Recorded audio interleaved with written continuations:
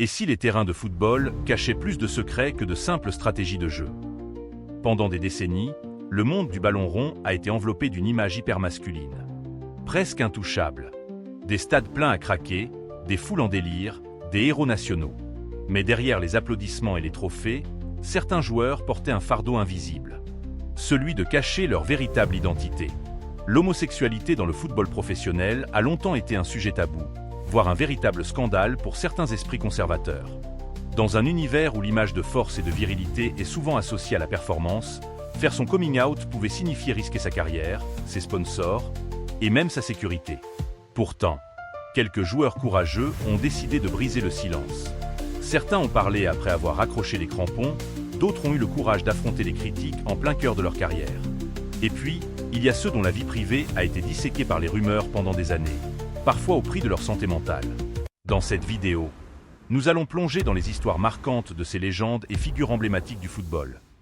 Des hommes qui ont changé la perception du sport le plus populaire au monde, simplement en affirmant qu'ils étaient vraiment.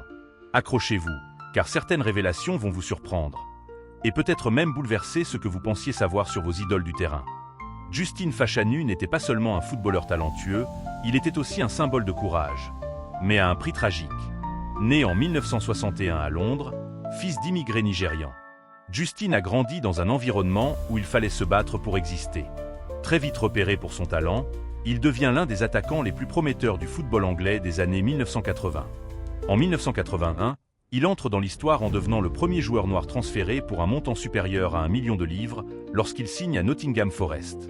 Mais derrière les projecteurs, Justin vivait une autre réalité, il était homosexuel. Dans un monde du football alors dominé par une culture ultramasculine et souvent homophobe, son orientation sexuelle était un secret lourd à porter. En 1990, il franchit une étape historique. Il devient le premier footballeur professionnel au monde à faire son coming out. Sa déclaration publique dans The Sun fait l'effet d'une bombe médiatique. Certains saluent son courage, mais la majorité du milieu du football se détourne de lui. Les insultes, les moqueries, les exclusions deviennent son quotidien. Sa carrière prend un tournant dramatique. Clubs qui ne veulent plus de lui, sponsors qui le lâchent. Anciens coéquipiers qui refusent de lui adresser la parole. Même dans sa vie personnelle, Justin se retrouve isolé, parfois trahi par les médias.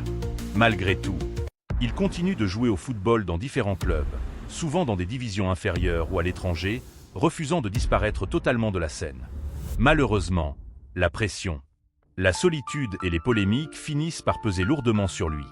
En 1998, alors qu'il vit aux États-Unis et qu'il est accusé, à tort selon ses dires, d'une agression sexuelle, il choisit de mettre fin à ses jours. Il laisse une lettre expliquant qu'il ne pouvait plus supporter la honte et la douleur, mais affirmant son innocence. Aujourd'hui, Justin Fashanu reste une figure majeure dans la lutte pour la visibilité LGBTQ+ dans le sport. En 2020, il est intronisé à titre posthume au English Football Hall of Fame. Une reconnaissance tardive mais méritée. Son histoire est celle d'un pionnier qui a osé briser un mur de silence, mais qui en a payé le prix ultime. Thomas Hitzlsperger est un nom respecté dans le football allemand, non seulement pour ses performances sur le terrain, mais aussi pour le message puissant qu'il a porté après sa carrière. Né en 1982 à Munich, ce milieu de terrain puissant, surnommé The Hammer pour la force de ses frappes, a connu une carrière brillante. Il a joué en Bundesliga, en Premier League et en Serie A, remportant le titre de champion d'Allemagne avec le VfB Stuttgart en 2007 et représentant l'Allemagne lors de la Coupe du Monde 2006 et de l'Euro 2008. Pendant toutes ces années, Thomas cache un aspect essentiel de sa vie, son homosexualité. Comme beaucoup de joueurs, il craint les répercussions sur sa carrière, sur ses relations avec ses coéquipiers et sur l'opinion publique. Dans un sport où les stéréotypes de virilité sont profondément ancrés, se déclarer homosexuel en pleine carrière internationale aurait pu provoquer un séisme médiatique et peut-être mettre fin à ses chances de jouer au plus haut niveau.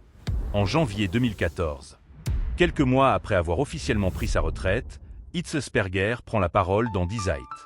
Il annonce publiquement son homosexualité, devenant ainsi l'un des joueurs les plus connus et respectés à avoir fait ce geste. Sa révélation est saluée par de nombreuses personnalités, des fans et même des institutions sportives. Ce coming out, réalisé après sa carrière, lui permet d'éviter certaines pressions directes, mais il explique lui-même. Je veux encourager la discussion sur l'homosexualité parmi les athlètes professionnels. Depuis,